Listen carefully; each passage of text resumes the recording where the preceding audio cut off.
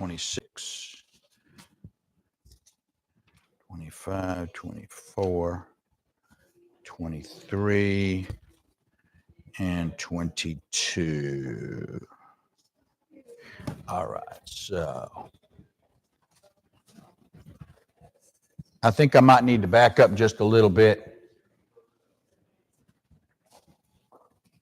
No. I take that back.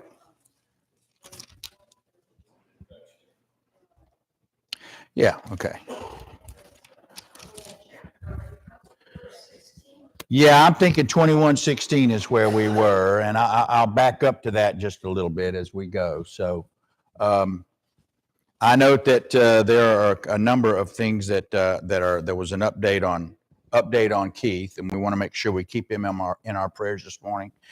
And also, Jim will give you an update on Ray Joyner, who had a problem. His heart kicked in. You know, he's got that pacemaker, and every once in a while, that pacemaker does some hinky things. Right. And then it went south.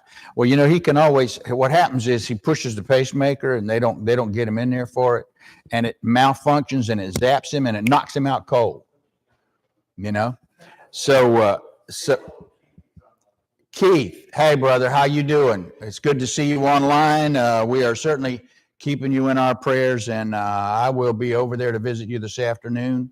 So stay strong, brother. We are.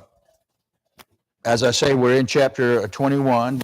Let's go ahead and Angela, I understand, was getting out of the car at the hospital maybe, and she tripped and stubbed her toe, injured her toe, might have broken it, but she landed on her face. And that's Ray's wife, by the way. And so she's in a bad way. And I did not, and I note that my prayer list is not complete because things happen. Things happen in a blink of an eye. Aren't we blessed that God never blinks? So, okay. So let me grab my machine here, and let's go to God in prayer as we open up. Heavenly Father, we are so very grateful for this day and every day that we have to enjoy life. We are so grateful for the lessons that you present to us, and we are so grateful for the opportunity that we have to be with you in heaven, and so grateful that your relationship with us is such that we are able to approach you in prayer and to come to you and ask you to guide us and protect us, and to thank you for all the things that we do. Thank you for all the blessings that you bestow upon us, more than we can count, and all the strength that you offer us and the comfort that you offer us in our trials and tribulations. We ask that you be with us as we study today and study your word and learn to apply lives, and that it strengthen us in our ability to take your word out to the world, that it give us the courage and the ambition to go kingdom, knowing that serving in your kingdom is the only way that we may. We ask that you continue to guide us and protect us in all those things. We ask that you be with those who are unable to be with us today. We ask that you be with Keith and be with Camille and be with Fran and be with all those who are traveling and on the road. Be with Kathy wherever and keep her safe as well.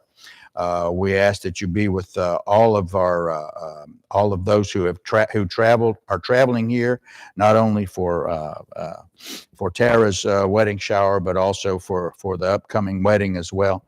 We ask that you keep them safe. We ask that you keep us all safe and strong, and we ask that you give us the encouragement that we need, that we might continue to study and to remain faithful Christians, to remain righteous in obedience to you.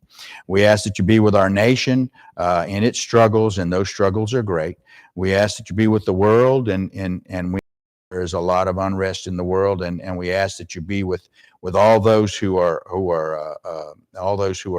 going abroad to protect our interests, military personnel and government officials as well. Keep them strong, keep them safe, bring them back. Be with our first responders and our law enforcement officers wherever they are. Be with our leaders, and Father, we continue to pray for for a revival, a spiritual, scriptural revival in this world, which in this nation, which might bring us back to you. We ask that you continue to bless us and strengthen us, give us the strength and the courage to be one of those 3,000 who have not bowed to Baal. We ask that you guide us and protect us in all things, and we offer this prayer in the name of your precious Son. Amen.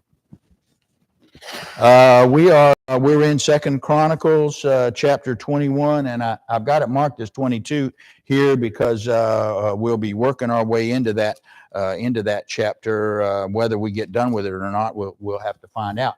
But I'm going to back up just a little bit because we're actually on 16. So I want to note that Jehoshaphat died, and then Jehoram came up, and remember that Jehoram was the granddaughter of Jezebel. All right, and so we note that Jehoram was in the kingdom, and the first thing he did was put all of his brothers to the sword, slew them. Okay, and he walked in the way of the kings of Israel, as did the house of Ahab. And we note that the Lord would not destroy the house of David because he had made a covenant. And so we note that that there was one who was actually saved, probably because he was protected, and that was his son, protected by Athaliah. And so we note that in the days of the Edomites revolted, and Jehoram went out to fight them. And they revolted under the hand of Judah. And of course, we talked about the geography and everything, and he talked about the high places and caused the inhabitants of Jerusalem to commit fornication, compelled Judah thereto, and came a writing, and Elijah basically carried out a prophecy of God against him, and told him that he would be sick, a very bad sickness that involved his digestive system, which apparently was so bad that according to this, his bowels fell out. That's pretty serious, okay? And so we note that there are modern illnesses and stuff like that which are characterized by that, and they're very, very unpleasant, and the death rate is very high. But we note that this is something that God had basically prescribed for him, had prophesied for him. And also we note, as we do, and we're going to get to chapter 16, and this is important. This is important here, okay? So I'm going to back it up to Second Chronicles 16, and let's make sure I don't have anything else. Okay, so we talk about the plague that the Lord was forecast against him and his children and his wives. And you shall have great sickness by disease of the bowels until the bowels fall out by reason of sickness day by day. And although some of those things might not have happened specifically to Jehoram, they did eventually happen, as we will see. And who was reading? You're going to read for us. Okay. We have we'll start in chapter 16, chapter 21, verse 16, as we go. All right, so go ahead and take it away. Moreover, the Lord stirred up against Jehoram the spirit of the Philistines and of the Arabians, and that were near the Ethiopians, and they came up into it and carried away all the substance that was found in his house, and his sons also, and his wives, so that there was never a son left him, save Jehoahaz, the youngest of his sons. And note here, as I do, that Jehoahaz actually has three different names, and that was not an uncommon thing. Remember, of course, that these records were written in Aramaic, and they were written in Proto-Hebrew, and then so we see that it's not uncommon to have more than one name. Jehoahaz referred to as Ahaziah and Azariah as we continue on, but note that they're talking about the same person, and that is Jehoahaz, the youngest and only living son of Jehoram and Athaliah. Okay, so So we note that they came up, the Arabians and the Ethiopians, and we note that this is God's doing here, okay? This is fulfilling God's prophecy. Now, it's only, I consider it to be, fair play whenever they took all the substance that was found in the king's house. Well, it's interesting to note that Jehoram and Athaliah have, at least according to First Kings, to Second Kings, been systematically plundering the house of God. The house of God fell into a very serious state of disrepair because it had basically been robbed. The temple had been robbed for a great period of time there. And so we note that idol worship was the thing, okay? And that's because of the influence that was felt in Ahab. And remember that Jehoram had an alliance with Ahab, and his son will also form an alliance with Ahab's family as well. Because of the influence of Jezebel and because of the influence of Athaliah, who, as bad as Jezebel was, Athaliah is just as bad, if not worse, okay? She learned well from her. The student became the master, as they say. All right, so continuing on, go ahead. Thank you, Esther. And after all this, the Lord smote him in his bowels with an incurable disease. And it came to pass that in process of time, after the end of 2 years, his bowels fell out by reason of his sickness. So he died of sore diseases, and his people made no burning for him, like the burning of his fathers. Now, interesting. This man was not a popular man. Nobody offered prayers and sacrifice for him. They were glad to see him go. Okay, all right. So we note that he is gone. Okay, and then you get a summary of his life. 32 years old was he when he began to reign, and he reigned in Jerusalem 8 years, and departed without being desired.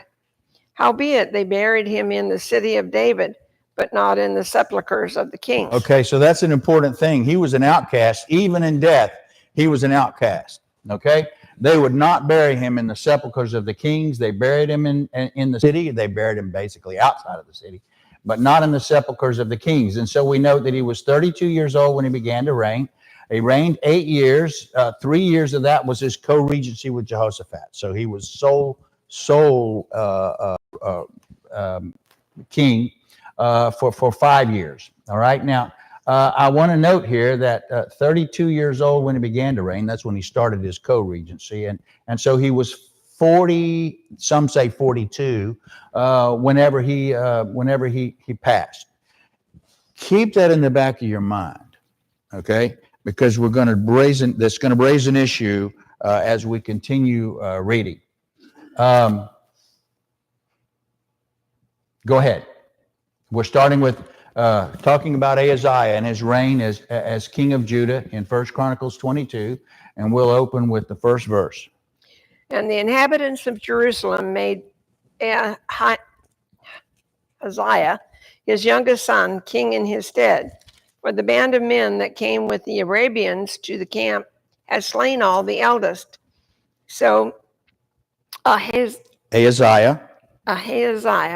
the son of Jehoram, king of Judah, reigned. All right. So now I note here that we talk about Ahaziah, and I'm going to take you back probably to verses 16 and 17 and remind you that Ahaziah is also Jehoahaz.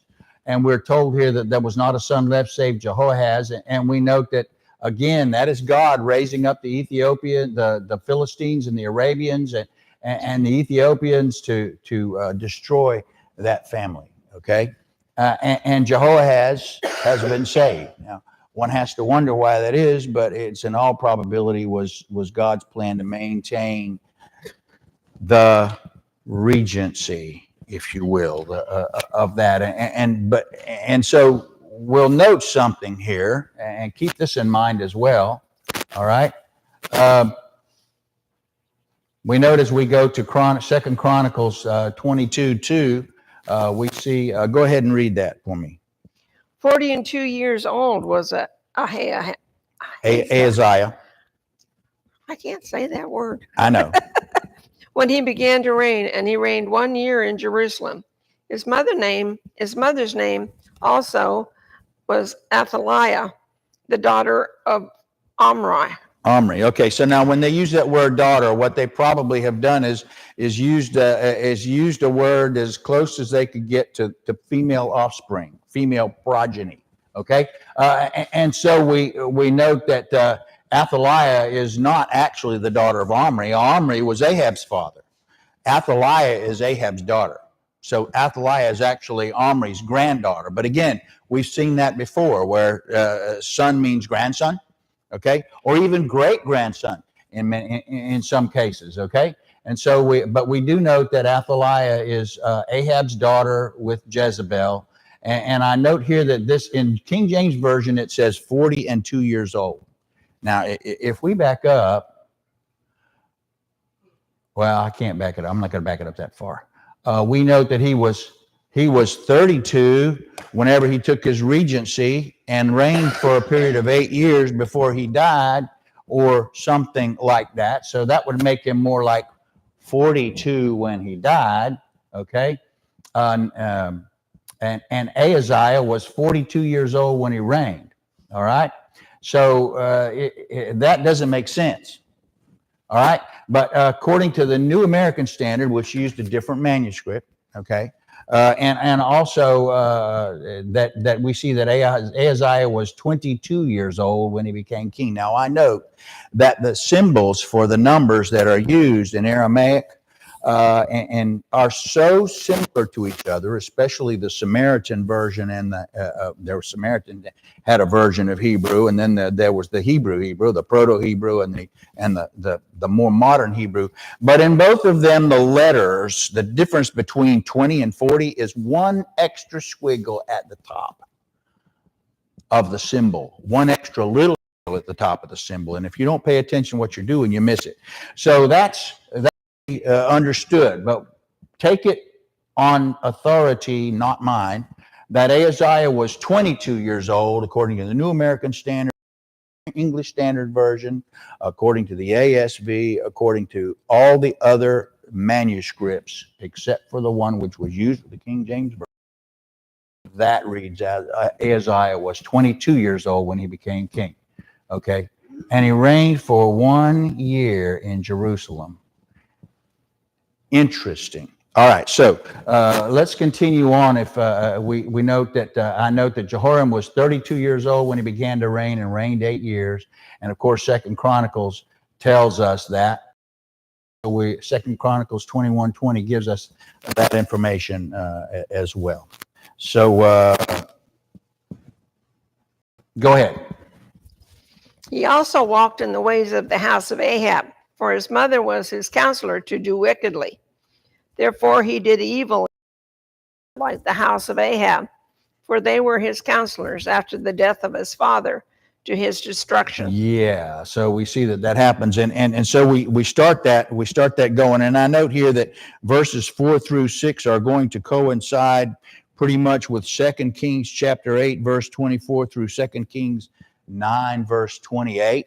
There's a lot of parallel. In many cases, it is almost verbatim. So I note again that the chronicler has used everything that he had, and what he had in front of him was also 2 Kings as well. Okay, so but there are some interesting differences as we look at those in the way that it was written.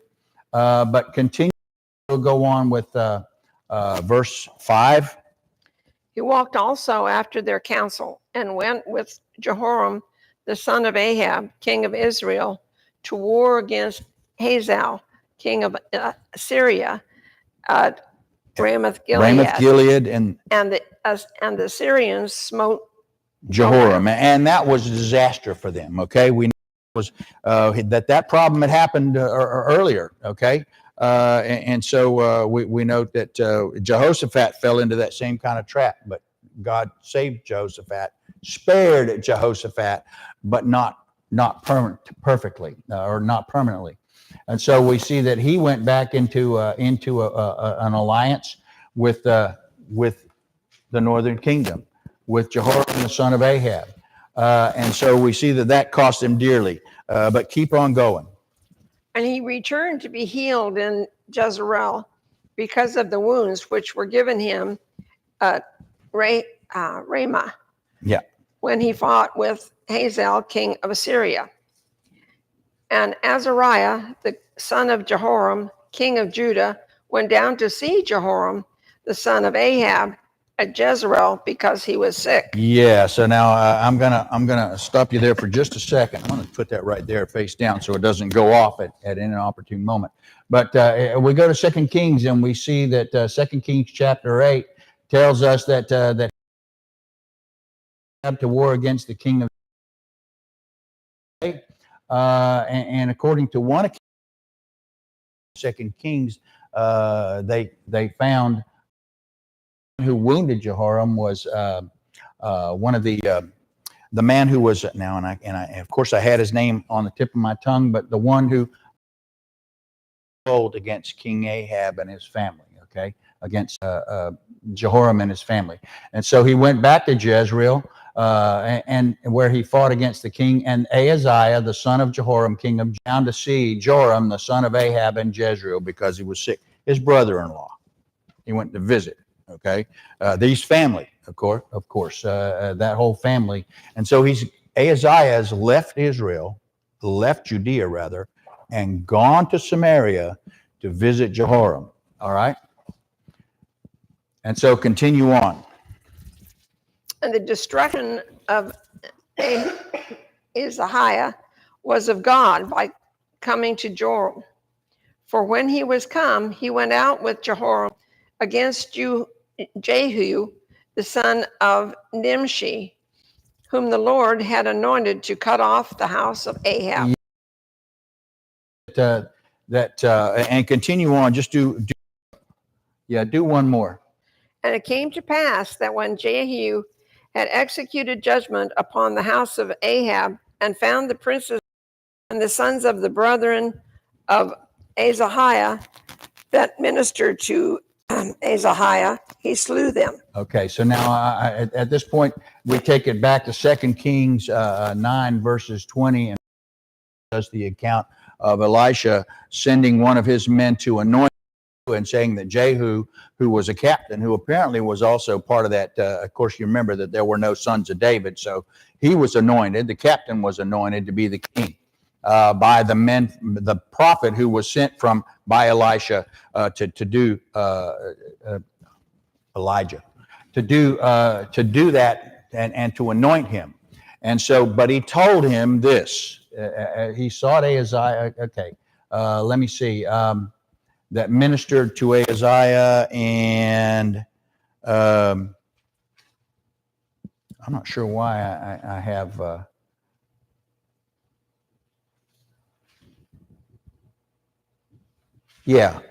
ahead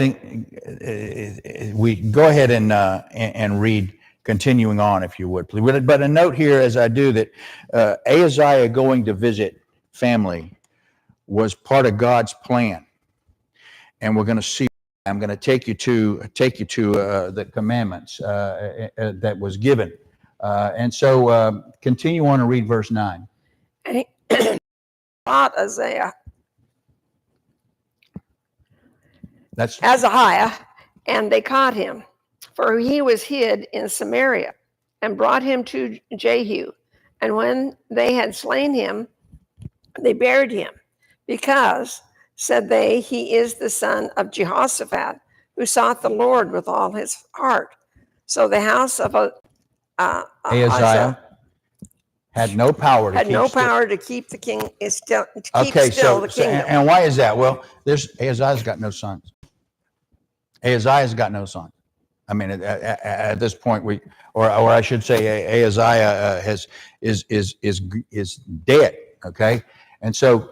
That's Athaliah's last claim to the throne. That's not going to stop her too awfully much. As I go to 2 Kings, I know that the man of God was sent. Okay, sent to Jehu, and said that I have an errand. That's God's errand. Okay, and said he went into the house and anointed him and said, "Thus saith the Lord God of Israel, I have anointed thee king over the people of the Lord, even over Israel." But he says this, And we've heard this before, okay? Thou shalt smite the house of Ahab thy master, that I may avenge the blood of my servants, the prophets, and the blood of all the servants of Jehovah in the hand of Jezebel. This is Elijah, God speaking through Elijah, speaking through this agent, bringing him a message. Note that Elijah is not, God is protecting Elijah. Elijah is not going to be the one that is directly in this process. For the whole house of Ahab, the whole, I should have emphasized this, the whole house of Ahab shall perish. And I will cut off from Ahab every man-child and him that is shut up and him that is left at large in Israel. I use the American Standard Version here because the language is perhaps just a little more temperate in modern terms. Ahab like the house of Jeroboam, son of Nebat, and of Baasha, son of Ahijah. And remember that all those that had met untimely deaths. And so we note that Jehu has been charged with destroying the house of Ahab. Okay, and so we note that this was God's plan. He wouldn't have been able to invade Judah and take Ahaziah, but God brought Ahaziah to him. Why? Because he is a male descendant of Ahab. And God said he would destroy that whole family and at Jehu's hand. Okay. Now we note earlier that was it was called a chance shot that Jehu was able to kill Jehoram, that was able to hit Jehoram. But that was God's will. We note that was God's will. And we note that God's will also brought him. And when Jehu had made the wrong choice, that he had shot the wrong man, he sought out Ahaziah at this point, okay, and chased him. And of course, we note that was going out to meet Jehu and challenge him in the field, okay. And so not only is Jehoram now dead, but also Ahaziah is now dead as well, okay. And so Athaliah responds this way. This is a scorched earth policy. Go ahead. But when Athaliah, the mother of Ahaziah, saw that her son was dead, she rose and destroyed all the seed royal of the house of Judah. Okay. And Jehoshabeah, the daughter of the king, took Joash, the son of Ahaziah, Joash's son, and stole him from among the king's sons that were slain, and put him and his nurse in a bedchamber. So Jehoshabeah, the daughter of the king of Jehoram, the wife of Jehoiada the priest. Yeah, that she was the sister of Ahaziah, hid him from Athaliah, so she slew him not. So let's make this. Let's do the arrangement here. Athaliah is, in her rage, has determined that she's going to destroy the entire lineage of David, and God is preventing this from happening here. Okay, and so she has killed all of her sons except for this one, and this is Jehoshabeah. She called Jehoshabeah in 2 Kings. This Jehoshabeah or Jehoshabeah has taken her nephew. She has hidden her nephew. She is married to Jehoiada the priest, the high priest. Okay, remember, they're not in favor right now with the ruling, and so his power has been diminished in the kingdom. But he's going to spend 6 years solving that problem, consolidating his support. Okay, and so we note that he hid for 6 years, and you're going to find out. Now, this is 2 Kings. This is from 2 Kings, Jehoshabeah. Okay, it basically says the same thing. The names may be slightly changed. Sister of Ahaziah took Joash the son and stole him from among the king's sons which were slain, and hid him. Now, he was in the nursery. He was only 1 year old at this time. Okay, So she stole him from the nursery so that he was not slain. Now, how they managed to hide that from Athaliah, I do not know. That she could have done a head count and figured that out. But he was with her, hid in the house of the Lord. So she took him into the house of God and kept, figuring that that's the last place Athaliah would go, was into God's house. Okay, and Athaliah did reign over the land. That's important to note here. Okay, remember we talked about Athaliah. Her problem, her solution to Ahaziah's death was simply, I'll take over. Okay, and she had enough power to last for 6 years.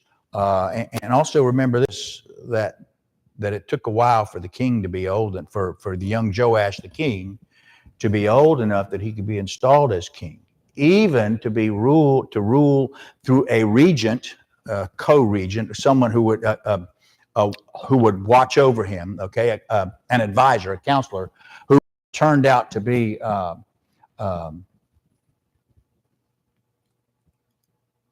Jehoiada, the priest. So then we see in 2nd Chronicles, did you already read that? He was hid with them? No. And he was with them hid in the house of God 6 years. And Athaliah reigned over the land. And Athaliah reigned over the land. Now that's the first queen. And God said God didn't have queens. So she installed herself as queen. Okay. Remember also that prophecy that was carried out against Ahab, that Athaliah is Ahab's daughter. Keep in mind that God has not reached out and struck Athaliah yet, but he will. Okay? All right. And so we go to 2nd Chronicles 23, and we will see how they crown Joash, and how Athaliah is deposed and ultimately executed, much in the same manner as Jezebel. Jezebel died, although Jezebel dove out of a window, literally killed herself. But Athaliah suffers a similar fate. Yes, sir.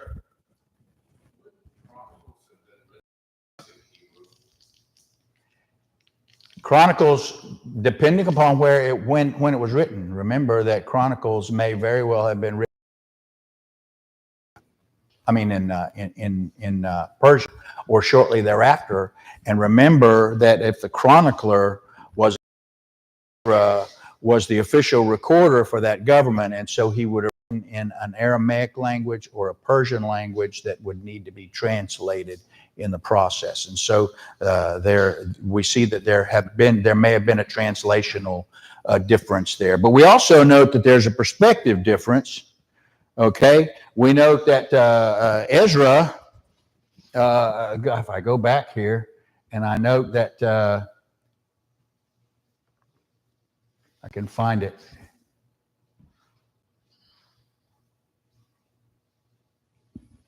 Okay, I can't find it. But according to the 2nd Kings, Ahaziah died because he was the family of Ahab. According to the 2nd Chronicles, they killed him because he was the son of Jehoshaphat, who followed God, and they killed him out of revenge for following God. So that's an interesting aspect there. And remember that Ezra's approach to the whole process of Judea tends to move to basically ignore or eliminate as much as possible all those who are not in the Davidic line as they follow it. And Phil, I see you're headed for something, and I hope you find it. You might be able to help me out here.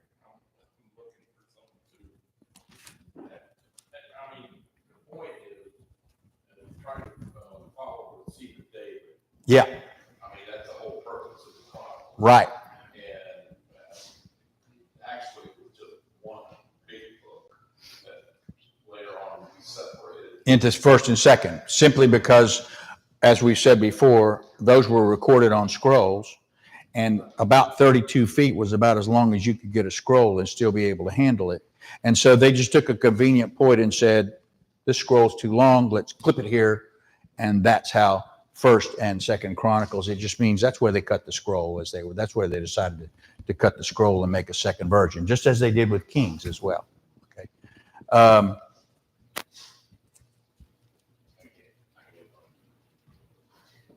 Yeah. I was looking at Ezra to see if there's in the notes what language he wrote Ezra. Yeah, I can't find it. Yeah. But note also that Ezra recorded from multiple sources because he was compiling a history at that time. Okay. Remember that Ezra is looking back to the past as he's looking at this. Okay.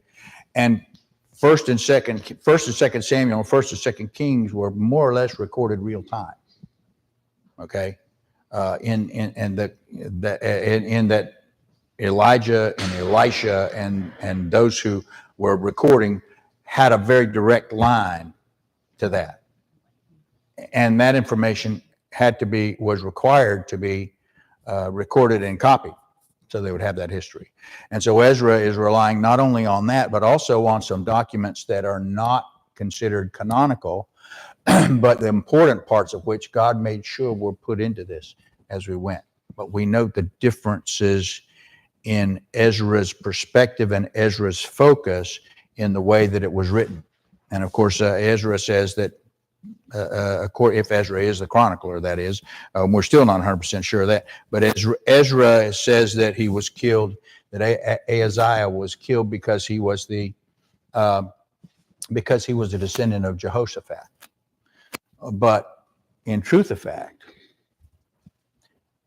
Ahaziah was killed against Ahab, and he was Ahab's progeny, and that's how. Now, Jehu's reasoning might have been, Jehu's people's reasoning might have been that, but I find it hard to believe that Jehu would attack him because he was the son of Jehoshaphat, who was a man of God, because Jehu was following God's will as he did this. And so, again, it's just a perspective difference. So, Phil, you okay with that? You know, it is what it is. I mean, there are going to be some discrepancies there, but I note that I disagree with the chronicler at this point, because I note that God spoke through Elijah, who spoke to Jehu and said, "Destroy all the male progeny of Ahab, of whom Ahaziah was one." I wonder if it's part of the Dead Sea Scroll. I think, I don't know. Yeah, the Dead Sea Scrolls was interesting too. You note that the Dead Sea Scrolls were they could not destroy when they wrote in the old Masoretic technique. If they wrote it and it was wrong, they could not destroy it. They had to store it, and that's how those things ended up in those caves. Okay, and God preserved those. The nice thing, the very fascinating thing about that is that the texts that are pulled out, that have been pulled out, and that the fragments that have been translated, remember, they still weren't in very great a shape, but the fragments that have been translated still coincide with Scripture. Okay, and so when we Ahaziah died, important is the fact that he did die. But what's more important is that Joash was saved from Athaliah's rage, and we're going to see the effect of that in the next chapters, which we will cover on Sunday morning next. Are there any other questions or comments? I know it can get a little tricky and sticky sometimes, but I really appreciate everybody bearing with me here. Okay. All right. And so we are starting in chapter 23, and that's where I will mark it. 23:1 next Sunday morning. Thank you for your attention. Let's take a breather, and we'll be back at the top of the hour for our service.